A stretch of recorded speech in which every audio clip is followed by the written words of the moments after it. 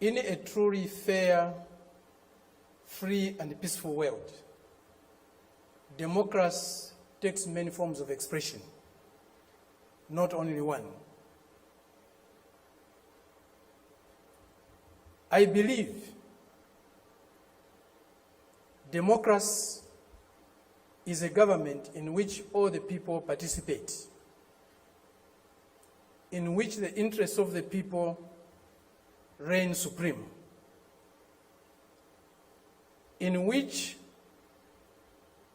their country's sovereignty, their country's honor is at the top.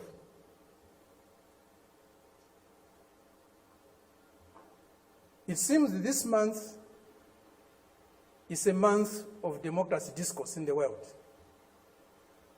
At the end of this month, there will be a conference in Lusaka, or a summit in Lusaka, Zambia, my country,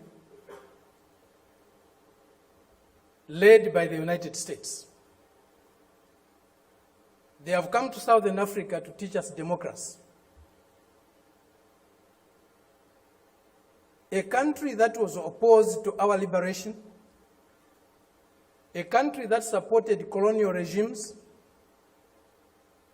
the apartheid regime in South Africa, the white racist minority regime in Zimbabwe, now Rhodesia, now Zimbabwe, the Portuguese colonial governments in Mozambique, in Angola, in Guinea-Bissau, and Cape Verde, today is coming to Africa to teach us about democracy. A country that has toppled so many governments in Africa, that has led so many coups in Africa and other parts of the world, a country that has killed so many of our leaders in Africa and other parts of the world, the killers of Patrice Lumumba, those who toppled Kwame Nkrumah, those who killed Nasser, those who killed Muammar Gaddafi, today are coming to teach us about democracy. A country that has been built on brutal force, on enslavement of other human beings, on the humiliation of Africans, the exploitation of Africans, the plunder of Africa, today is coming to teach us about democracy.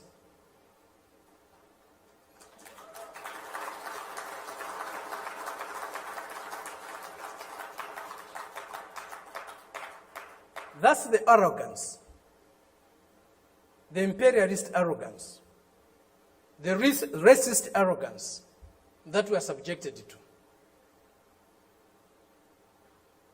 We cannot have democracy where there is hegemony of the strongest, mightiest imperialist power. We cannot have democracy where a country's resources, a country's decisions are dictated to by another country. A country that is dominated by another country cannot be democratic. A country that lacks sovereignty cannot be democratic. A people that cannot decide for themselves cannot be democratic. A colony, a neo-colony cannot be democratic. That's why today, even at the United Nations, membership is on the basis of sovereignty. Only sovereign nations can be members of the United Nations, because only sovereign nations can decide for themselves. A colony cannot be a member of the United Nations. It's not by accident. It's not a mistake. If you have no respect for the dignity of others, if you have no respect for the sovereignty of other countries, you cannot claim to be a champion of democracy. They used to say, all roads lead to Rome. Today, we can confidently say, all roads to progress, all roads to what is better for humanity leads to Beijing.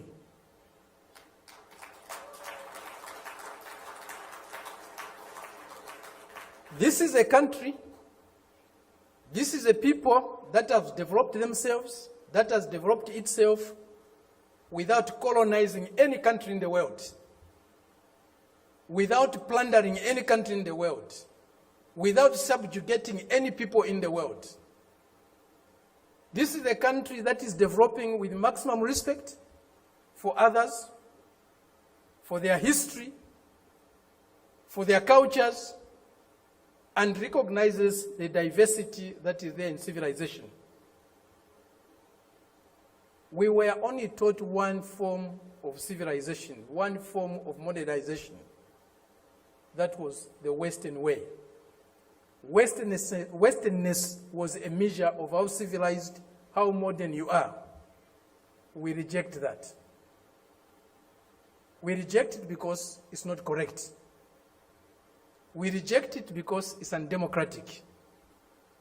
We reject it because it's uncivilized to think of the world and of other people in that way. Today, they cannot accept the fact that China has caught up with them. China is about to surpass them in many areas of human endeavor. The imperialist arrogance is inhibiting them from accepting that reality. The racist arrogance is inhibiting them from accepting that reality. But the world is changing. The changes we are witnessing today, as President Xi said in Moscow recently, or the other day, they have never been seen in 100 years. They have shaped a world that they themselves today are scared of. And they have shaped a world that is not sustainable. Democracy, human development is not sustainable on the basis of plunder, on the basis of enslavement, on the basis of humiliating other people every day. That is a system we are seeing today, a system that will not survive if plunder is eliminated, if subjugation of other peoples, other nations is eliminated, if inequality in the world is eliminated. That system will disappear.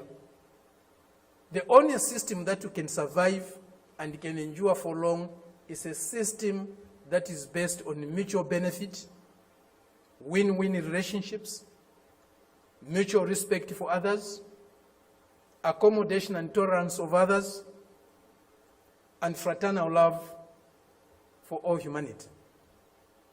This is what we find in China today. This is what China's example is showing us. Indeed, all paths are different. There's no path that is the same, even if they are leading to the same destination. Each path has got its own characteristics. We are seeing that, we are learning that, we are experiencing that today with China.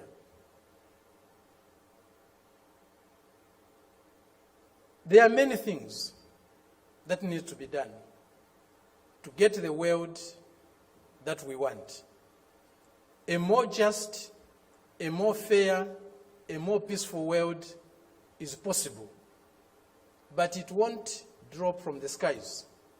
We have to struggle for it. And as Fidel said, if we struggle, we'll win. Thank you very much.